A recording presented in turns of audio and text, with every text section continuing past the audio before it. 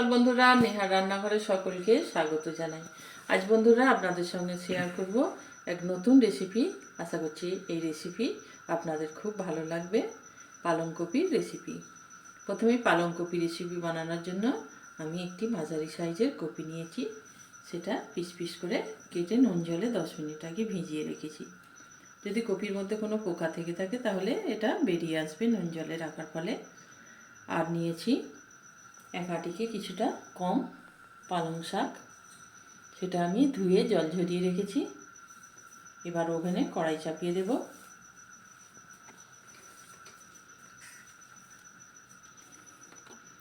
কড়াই গরম হয়ে গেছে। এবার এর মধ্যে আমি দিয়ে দিচ্ছি পরিমাণ মতো তেল।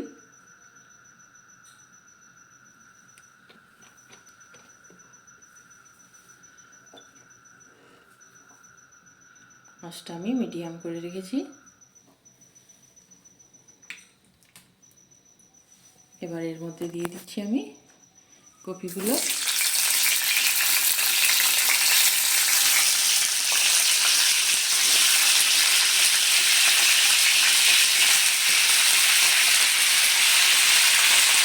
কপিটা আমি ব্রাউন কালার করে ভেজে নেব।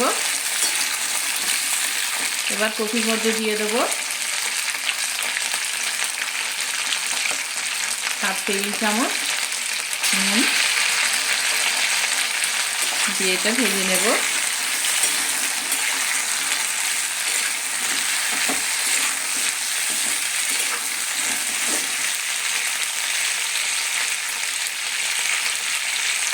আর দিয়ে দিচ্ছি হাফ টেবিল চামচ হলুদের গুঁড়ো।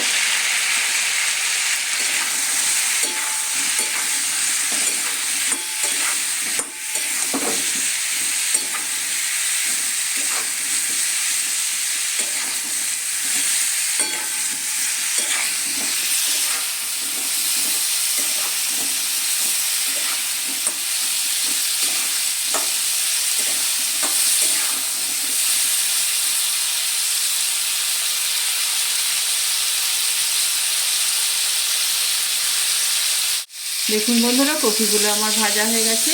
এবার আমি এগুলো তেল থেকে তুলে নেব।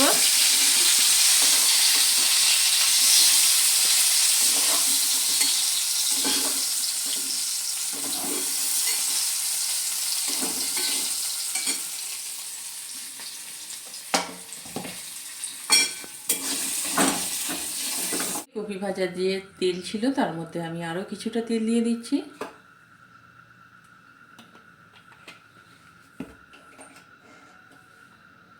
এবার এর মধ্যে দিয়ে দেব হাফ টেবিল চামচ জিরে,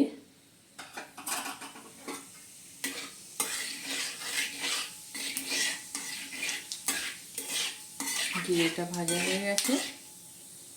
এবার আমি এর মধ্যে দিয়ে দিচ্ছি 3টে চেরা কাঁচা লঙ্কা,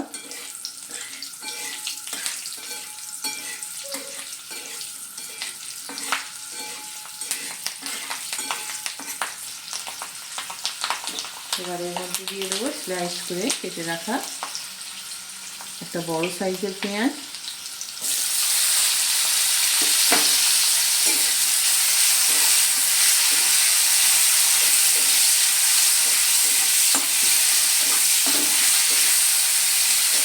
পেঁয়াজটা একটু হালকা আমি ভাজা ভাজা করে নেব।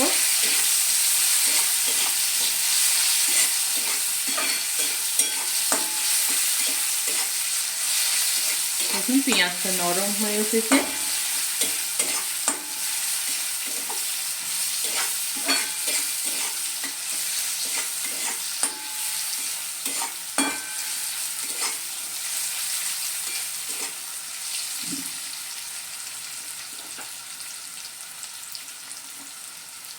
এবার এর মধ্যে দিয়ে দিচ্ছি 1 টেবিল চামচ আদা বাটা, 1 টেবিল চামচ রসুন বাটা। আমি এটাকে ভালো করে 2 মিনিট নেড়ে ছেড়ে দেবো।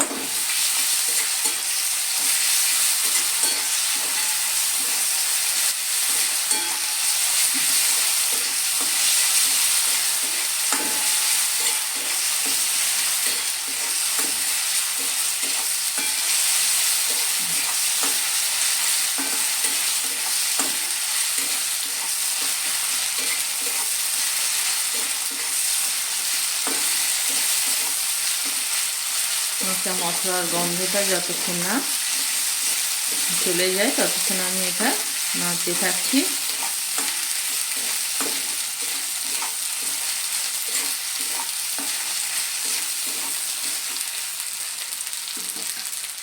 এবার আমি এর মধ্যে দিয়ে দিচ্ছি 1 টেবিল চামচ হলুদের গুঁড়ো, 1 টেবিল চামচ লঙ্কা গুঁড়ো, 1 টেবিল চামচ জিরে এবং ধনে গুঁড়ো দিয়ে দিচ্ছি পুরো মশলাটা।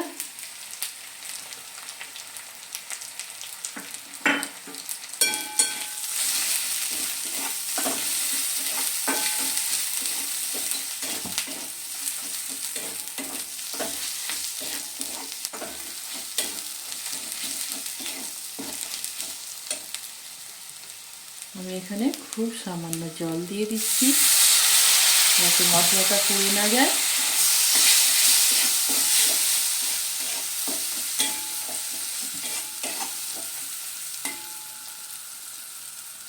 এবার এর মধ্যে দিয়ে দেব 1 টেবিল চামচ নুন। এবার আমি এর মধ্যে দিয়ে দেব একটা টমেটোকে পেস্ট করে রেখেছিলাম, সেই পেস্টটা।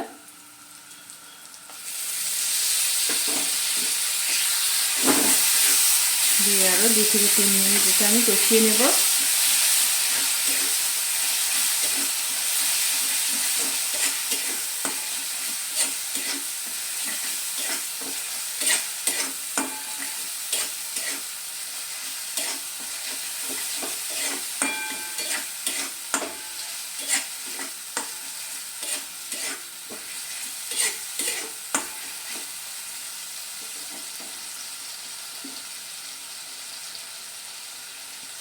এবারের মধ্যে দিয়ে দিচ্ছি আমি স্বাদ অনুযায়ী চিনি।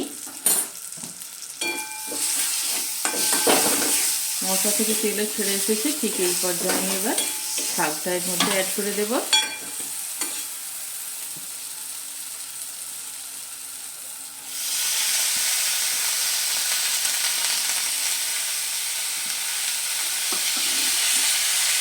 শাকটা দিয়ে আমি এটা 3 মিনিট ঢাকা দিয়ে শাকটা সিদ্ধ হতে দেব। আমি ঢাকা দিয়ে দিচ্ছি। এবার আমি ঢাকাটা খুলে দেখব। দেখুন শাকটা অনেকটা নরম হয়ে কমে গেছে এবং এ থেকে কিছুটা জলও বেরিয়েছে। এবার আমি এর মধ্যে ভেজে রাখা কপিটা দিয়ে দেব।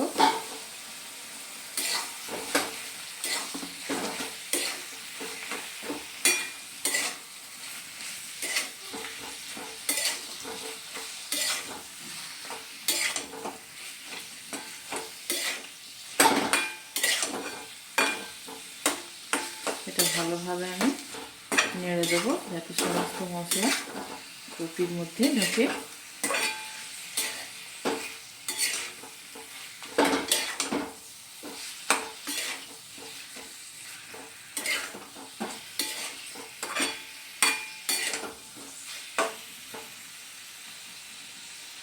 এবার আমি এর মধ্যে দিয়ে দিচ্ছি সামান্য জল।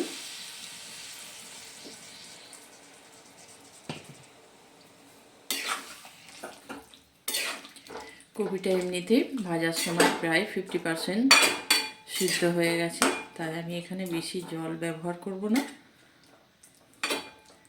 আমি আঁচটা মিডিয়াম করে এটা 10 মিনিট রান্না করে নেব।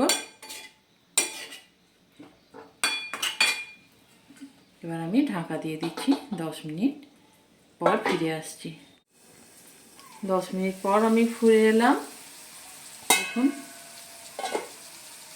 রেসিপিটা কত সুন্দর হয়েছে, আপনারা দেখেই বুঝতে পারছেন যে কতটা টেস্টি হতে পারে। দেখুন একদম মাখা মাখা হয়েছে, কপিগুলো সেদ্ধ হয়ে গেছে বেশ ভালো মতো। আপনারাও ঠিক এই পদ্ধতিতেই বাড়িতে বানিয়ে খাবেন। এটা ভাত, রুটি, পরোটা সবের সঙ্গে দারুণ খেতে লাগে। আর বন্ধুরা, আমার রেসিপি যদি আপনাদের ভালো লেগে থাকে তাহলে লাইক, শেয়ার, কমেন্ট করবেন আর চ্যানেলটি অবশ্যই আমার সাবস্ক্রাইব করে দেবেন। ধন্যবাদ।